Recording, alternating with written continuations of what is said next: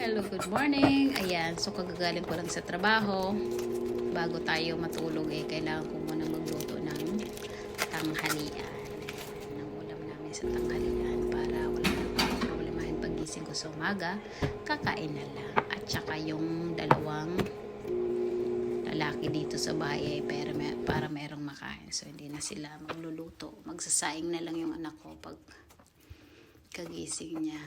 So ayan, magluluto ako ng adobo at saka tahong, tinolang tahong at saka alfredo pasta para sa asawa. So adobo para sa anak ko kasi paborito niya, at saka yung tahong para sa akin kasi gusto kong kumain ng tahong. So ayan, ganyan lang ang buhay naman sa umaga. So daily routine natin. Pag ako sinisipag, pag hindi ako sinisipag, isang putahe lang niluluto natin para meron tayong pagkain pagising natin sa umaga at meron ng pagkain yung dalawang kasama ko dito sa bahay, yung asawa at yung anak ko. Diba? So pag ko naman syempre ginigisa ko na yung lalagyan ko ng tahong at saka habang ginigisa minunod ko na yung butter para sa salmon natin kasi yung alfredo pasta ko lagi na yung salmon para mag-iba na. So kahalo-halo tayo. So ano na lang nagawin natin.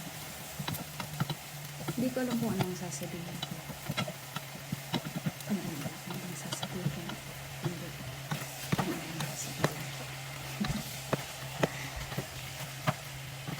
Yeah. Tagal naman maluto. Matagal maluto talaga itong matagal ko itong niluto. Inedit ko lang para umiksi man. Mamatay tayo kakasalita niya. So nilagyan ko na yun ng ano ba nilagay ko? Paminta yan. So yan, inaano ko na yung butter ba para ma-even ang pagkakaluto ng ayan, so lalagyan natin ng tubig yung na yung garapon para hindi masayang yung tira. Ayan. Oh, diba? Ay, Pinoy na Pinoy. Lagyan ng tubig. So, yan, halo-halo lang tayo dyan. So, yan, pabilis lang yung lutuin. Sos lang niluto ko kasi yung pasta, yung asawa ko na magluluto sa pagkagising niya, tanghali. Para hindi soggy. Soggy? May pa English. Soggy? Ano yun? Anong English yun? Bahala na, basta hindi maano ba. Ewan ko kung ano sa Tagalog no. So nilagyan ko ng toyo at suka yung adobo. So piniprito ko muna yung karne niyan bago ko nilalagyan ng mga ingredients yung adobo ko. Pero dalawang klase ng method. Isang dry at isang so, syempre, maghuhugas muna tayo bago tayo, kailangan maghugas tayo ng mga ginamit natin para naman malinis ang ating kusina. Ang pinakaayaw ko sa lahat ng hugasan sa lababo. Syempre naman, alangan man may hugasan sa lababo, diba? Alangan naman sa higaan ang may hugasan. Syempre, sa lababo yan. So, ayan. Hugasan natin yung garapon kasi i-recycle yan bago natin lagay sa recycle. So punas-punas muna tayo. Punas-punas. Ayan, punas-punas. Ayan. Siyempre kailangan nating punasan ang mga ginamit nating lugar. Diba? Hindi yung pagkatapos mong magluto, iwanan mo na lang. Huwag ka naman, bitch. Ayan. So, ayan. Siyempre, nag-ano din tayo na. Kasi nga, ayun na. Diba? Pati yan, diba? Madilim pa. Kasi kauwi ko nga lang yan. Kararating ko lang nga.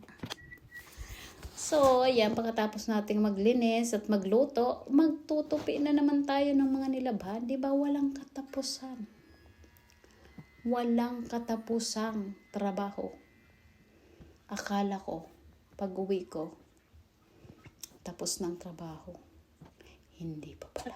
Ayan. So, okay lang yan. Hindi naman tayo nagre-reklamo. Ganyan talaga ang buhay, nanay. Buhay may asawa, buhay Amerika. Bawal magpahinga. Pwede naman magpahinga. Bawal pala tumunganga. Ganon. Ayan.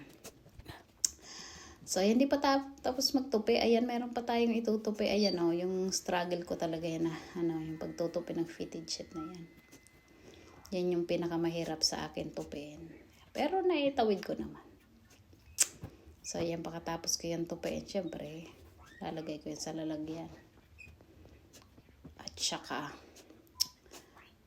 pagkatapos yan, tapos na. Ay, diba, lalagay na natin yan sa lalagyan. Kunyari, nilalagay. Yan, diba, umaga na. Pagsikat ng araw sa umaga, ay siya ring pag-idlip ni Mamay. Ayan. So, syempre, magkakape muna tayo. Alam nga naman, matulog tayo na walang laman ng ating tiyan. Syempre, magkakape tayo. At saka, habang nagkakape, kailangan nating magmumuni-muni. Ayan, muni-muni, mag-scroll-scroll sa Facebook kung ano ang nangyayari sa mundo. At sa mga chismosang kapitbahay. Ayan. So, medyo napatagal ako ditong upo. Kasi, syempre naman kape, mainit. Alam nga naman, lunukin ko na yung kape. Mainit pa. Syempre, pa konti-konti lang tayo, pa kutsa-kutsara ba? Alam, lunukin ko yan, mainit. Diba? Kaya, kwentuhan muna tayo ng konting-konti. So, ayan na nga. Hindi ko na alam kung anong sasabihin ko. Basta yan lang yan. So, ganyan ginagawa ko sa umaga. Pagkagaling ko sa trabaho. At napapansin ko, parang tumataba na tayo.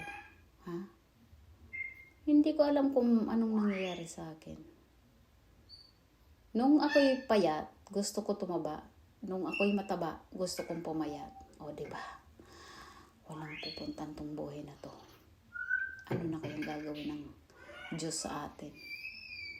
Sabi ng Diyos, nung gusto mong payat, nung payat ka, gusto mong tumaba. Nung tumaba ka, gusto mong pumayat. Ano yun? Diba? Nalito na yung Diyos sa atin. Nung umulan, gusto niyong uminit. Nung uminit, gusto niyong umalan. Diba? Sabi ko sa inyo, ganun talaga. Nalilito na sa atin ang Diyos. Kaya ganun. Kung anong meron tayo, tanggapin natin. May patalinhagang kasabihan. What? Ayan na. Ayan, tagal. Tagal ko pala naupo dyan, Ay, nako. Mamay, tumayo ka na dyan. Matulog ka na. Ay, Sos Maria Yusef. Ayan. Diba? Hindi ko na kinukutsara. Ko na. Tinatasa ko na. Kasi medyo malamig-lamig na ng konti yan. Ayan, so tapos na tayo magkape. Kailangan na natin magpahinga. Good night.